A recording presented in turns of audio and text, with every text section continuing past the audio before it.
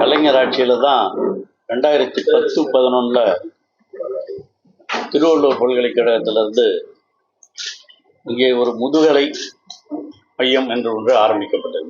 அது அரசு கலைக்கல்லூரிலேயே ஆரம்பிச்சோம். முதுகலைக்குன்னு தனியாக ஒரு அமைப்பு ஆரம்பித்து பண்ணோம் திருவள்ளூர் பல்கலைக்கழகத்திலிருந்து. அப்புறம் அது திருவள்ளூர் பல்கலைக்கழகம் அண்ணாமலை பல்கலைக்கழகத்தோடு இணைக்கப்பட்ட பொழுது இந்த பகுதிகள்லாம் அண்ணாமலை பல்கலைக்கழகம் அதை தொடர்ந்து நடத்தி கொண்டிருக்கிறது. 2010-11 அங்கே மாணவர்கள் சேர்க்கப்பட்டு அப்பொழுது சிறப்பாக செயல்பட்டு வந்தது. பிறகு அப்பொழுது 2010-11 சேர்க்கிற பொழுது 4 பட்ட மேற்படிப்புகள் 4 கோர்சஸ் உருவாக்கப்பட்டன. பிறகு அது படிப்படியாக வளர்ந்தது, இடமும் மாற்றப்பட்டது. அந்த அடிப்படையில் அண்ணாமலை பல்கலைக்கழகம் வந்த பிறகு அது முதல்ல அங்கே இருந்தவங்களாம் அண்ணாமலை பல்கலைக்கழகத்தில் மற்ற இடத்துல போய் பரீட்சை எழுத வேண்டிய நிலைமை மாறி இங்கேயே தேர்வு எழுதி இங்கேயே எல்லாம் செய்யலாம் என்ற அடிப்படையில் ஒரு கேம்பஸாக அது மாற்றப்பட்டது. அந்த அடிப்படையில் அந்த கேம்பஸ் இப்பொழுதும் செயல்பட்டு கொண்டிருக்கிறது. அதற்கான இந்த ஆண்டு விண்ணப்பங்கள் பெறப்படவில்லை என்று இவர்கள் ஒரு வாரத்திற்கு முன்பாக ஆசிரியர்களெல்லாம் வந்து என்னிடம் சொன்னார்கள். நானும் மாண்புமிகு உயர்கல்வித்துறை அமைச்சர் கோவி செழியன் அவர்களிடம் அதை எடுத்து சொல்லி, முதலமைச்சரிடமும் எடுத்து சொல்லி உடனடியாக அது நடவடிக்கை எடுத்து அதற்கான உத்தரவுகளும் பிறப்பிக்கப்பட்டு விட்டன. இந்த ஆண்டு தொடர்ந்து இப்போ 6 கோர்ஸ் இருக்கு இல்லையா, 6 கோர்சஸ் ஆரம்பிக்கும் போது 4 இருந்தது, இப்போ 6 கோர்சஸ் இருக்கு. அந்த 7 கோர்சஸ் இருந்தது. அதில் ஒன்றும் கேட்டிங்கன்னா 2 ஆண்டுகளுக்கு முன்பாக ஒரு கோர்ஸுக்கு 2 பேர் தான் விண்ணப்பிச்சிருந்தாங்க. அப்போ அதை மூடணும்னு சொல்லும்போது கூட நான் தான் போய் அங்கே நின்று இருந்து அந்த கோர்சஸ் மறுபடியும் கண்டினியூ பண்ணுறதுக்கும் எல்லா ஏற்பாடையும் அப்போ நான் உயர்கல்வித்துறை அமைச்சராக இருக்கும்போது இந்த ஏற்பாடு செய்து தொடர்ந்து நடைபெற்று கொண்டிருக்கிறது. ஆகவே அங்கே இப்பொழுது 7 கோர்சஸ் அங்கே இருக்கின்றன.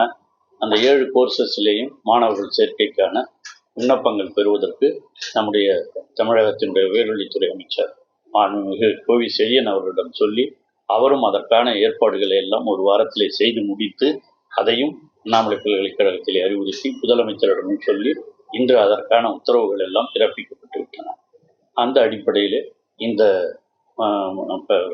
பட்ட மேற்படிப்பிற்கான இந்த நிகழ்வுகள் தொடர்ந்து, ஏன்னா விழுப்புரம் பகுதியை பொறுத்தவரையில் இங்கே விழுப்புரம் அரசு கல்லூரியில் பிஜி கொண்டாந்ததும் கலைஞர் ஆட்சியில் தான். இப்போ இருக்கிறது அரசு கல்லூரியிலையும் பிஜி இருக்குது, இந்த பிஜி சென்டர்னு தனியாக இருக்குது. ஆக இந்த 2 இடத்துலையும் பிஜி படிக்கிறது நம்ம மாவட்டத்திலே இந்த 2 இடம் தான் பிஜி போஸ்ட் கிராஜுவேட் படிக்கிறதுக்கான வாய்ப்புகள் இருக்கின்றன. அதனால் அவருடைய அங்கே இருக்கிற இந்த ஆசிரியர்கள் எல்லாம் வந்து ஒரு வாரத்துக்கு முன்னே தான் கோரிக்கை வச்சாங்க. அவருடைய கோரிக்கையை நிறைவேற்றுகின்ற வகையில் இந்த தமிழக முதலமைச்சர் அவர்களும் இங்கே இருக்கிற மாணவர்களுக்கும் பெற்றோர்களுக்கும் கூட பயனளிக்கக்கூடிய ஒன்று. பிஜி படிக்கிறதுனா சாதாரணமான விஷயம் இல்லை.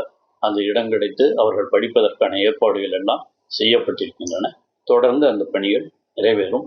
அண்ணாமலை பல்கலைக்கழகம் அது தொடர்ந்து நடத்தும். அதிமுக நாளைக்கு ஆர்ப்பாட்டம் வச்சிருக்கு, இதனை வலியுறுத்தி எப்படி சார் பாக்குறீங்க?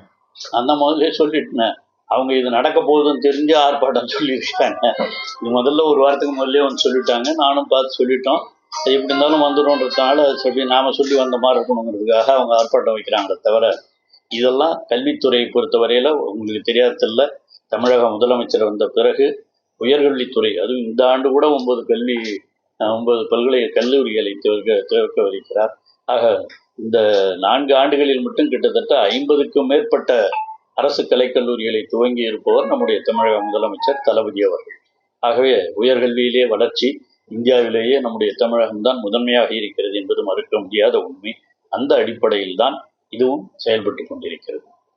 செய்திகளை உடனுக்குடன் தெரிந்து கொள்ள கீழ்கண்ட கேபிள் மற்றும் டிடிஹெச் நெட்வொர்க்குகளில் எம்நாடு செய்தி தொலைக்காட்சியை காணுங்கள். பாதகம் செய்பவரை கண்டால் நாம் பயம் கொள்ளலாகாது பாப்பா. மோதி மிதித்துவிடு பாப்பா, அவர் முகத்தில் உமிழ்ந்துவிடு பாப்பா. அண்மை செய்திகளை உடனுக்குடன் தெரிந்து கொள்ள இணைந்திருங்கள் எம்நாடு தொலைக்காட்சியுடன்.